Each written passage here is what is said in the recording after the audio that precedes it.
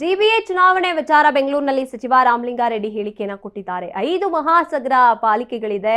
ದಕ್ಷಿಣದ್ದು ಒಂದು ಮೀಟಿಂಗ್ ಆಗಿದೆ, ಇನ್ನು ಮೀಸಲಾತಿ ಆಗಿರಲಿಲ್ಲ. ಆದ್ರೂ ಕೂಡ ಅರ್ಜಿಯನ್ನ ಕರೆದಿದ್ರು. ಅರ್ಜಿಗಳು ಸಾಕಷ್ಟು ಸಂಖ್ಯೆಯಲ್ಲಿ ಬಂದಿವೆ. ಜನರಲ್ ನಲ್ಲಿ ಬಹಳ ಅರ್ಜಿಗಳು ಬಂದಿವೆ. ಇನ್ನು ಜನ ಯೋಚನೆ ಮಾಡಿ ಮತ ಹಾಕಿದ್ರೆ 5 ಪಾಲಿಕೆ ಗೆಲ್ತೀವಿ ಅಂತ ಬೆಂಗಳೂರಿಗೆ ಕಾಂಗ್ರೆಸ್ ಹೆಚ್ಚು ಕೊಡುಗೆಯನ್ನ ಕೊಟ್ಟಿದೆ ಅಂತ ಕೂಡ ರಾಮಲಿಂಗಾರೆಡ್ಡಿ ಅವರು ಹೇಳಿರುವಂತದ್ದು. ಜಿಬಿಎ ಚುನಾವಣೆ ವಿಚಾರವಾಗಿ ಮಾತನಾಡ್ತಾ ಹೇಳಿರುವಂತದ್ದು. ರಾಮಲಿಂಗಾರೆಡ್ಡಿ ಅವರು ಬೆಂಗಳೂರಿನಲ್ಲಿ ಕಾಂಗ್ರೆಸ್ನ ಗೆಲ್ಲಿಸಬೇಕು ಅನ್ನೋ ರೀತಿಯಾಗಿ ಪರೋಕ್ಷವಾಗಿ ಹೇಳಿರುವಂತದ್ದು. 5 ಮಹಾನಗರ ಪಾಲಿಕೆಗಳು, ದಕ್ಷಿಣದ್ದು ಒಂದು ಮೀಟಿಂಗ್ ಆಗಿದೆ ಇದಾಗ್ಲೇ.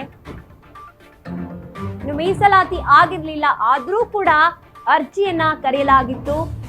ಜನರಲ್ ನಲ್ಲಿ ಸಾಕಷ್ಟು ಅರ್ಜಿಗಳು ಬಂದಿದೆ. ಹಾಗಾದ್ರೆ 5 ಪಾಲಿಕೆಯನ್ನ ನಾವು ಗೆಲ್ತೀವಿ ಅಂತ ಭರವಸೆ ಇದೆ ರಾಮಲಿಂಗಾರೆಡ್ಡಿ ಅವರಿಗೆ. ಬೆಂಗಳೂರಿಗೆ ಏರ್ಪೋರ್ಟ್, ಮೆಟ್ರೋ ತಂದಿದ್ದೀವಿ. ಬಿಜೆಪಿ ಅವರು 14 ಕಟ್ಟಡಗಳನ್ನ ಅಡ್ಡ ಇಟ್ಟಿ ಹೋಗಿದ್ರು.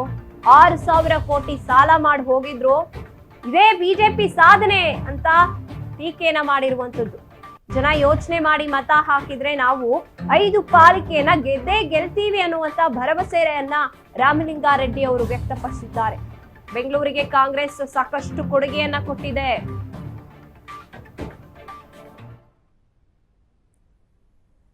ಕಟ್ಟಡಗಳನ್ನ ಅರ್ಧಂಬರ್ಧ ಮಾಡಿ ಬಿಟ್ಟು ಹೋಗಿದ್ದಂತಹ ಕಟ್ಟಡಗಳನ್ನ ನಾವು ಪೂರ್ಣಗೊಳಿಸಿದ್ದೀವಿ. ಹಾಗೆ ನೋಡಿದ್ರೆ ಬಿಜೆಪಿಗಿಂತ ನಾವು ಮೇಲು.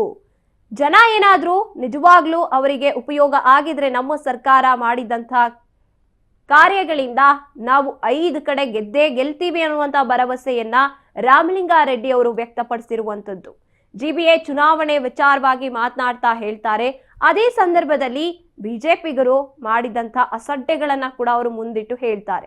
ಹಾಗೆ ನೋಡಿದ್ರೆ ಬಿಜೆಪಿ ಅವರಿಗೆ ಕಂಪೇರ್ ಮಾಡಿದ್ರೆ ನಮ್ಮ ಸರ್ಕಾರ ಅಥವಾ ನಾವು ಸಾಕಷ್ಟು ಯೋಜನೆಗಳನ್ನ ಅಭಿವೃದ್ಧಿ ಪಡಿಸಿದೀವಿ.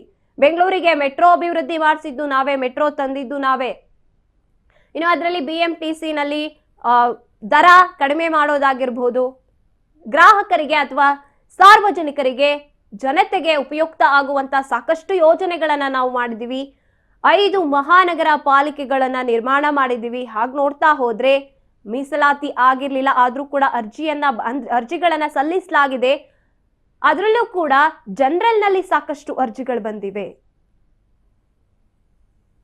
ಅನ್ನೋ ರೀತಿಯಾಗಿ ವ್ಯಕ್ತಪಡಿಸಿರುವಂತದ್ದು. ಒಟ್ನಲ್ಲಿ ನಾವು ಗೆದ್ದೇ ಗೆಲ್ತೀವಿ. ಜನತೆ ಏನಾದ್ರೂ ಪಕ್ಷಪಾತವಾಗಿ ಅಂದ್ರೆ ಕೆಲಸವನ್ನ ನೋಡ್ಕೊಂಡು ಜನ ವೋಟ್ ಮಾಡಿದ್ರೆ ನಾವು ಗೆದ್ದೇ ಗೆಲ್ತೀವಿ ಅಂತ ರಾಮಲಿಂಗಾರೆಡ್ಡಿ ಅವರು ಭರವಸೆಯನ್ನ ವ್ಯಕ್ತಪಡಿಸಿದ್ದಾರೆ.